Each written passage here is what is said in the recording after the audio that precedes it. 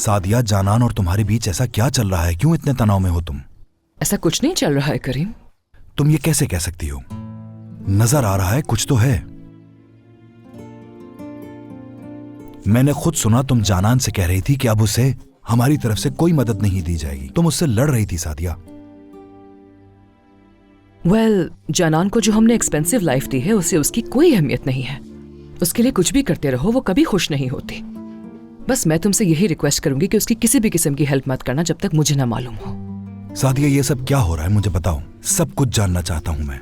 मुझसे कुछ छुपाने की जरूरत नहीं तुम्हें। अगर मेरे मुंह से सच निकल गया तो करीम एक सेकंड नहीं लगाएगा मुझे डिवोर्स देने में। उसकी नजरों में मेरी सारी अहमियत खत्म हो जाएगी। मैं तो बस जानान को इन आसाइशों का एहसास दिलाना चाहती हूँ।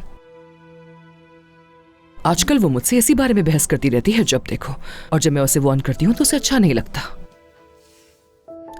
चलो हम चल के नाश्ता करते हैं। नाश्ता करने को अब किसका दिल चाहेगा? कोई दिन ऐसा नहीं जो बगैर मसले के गुजरे। जा रहा हूं मैं।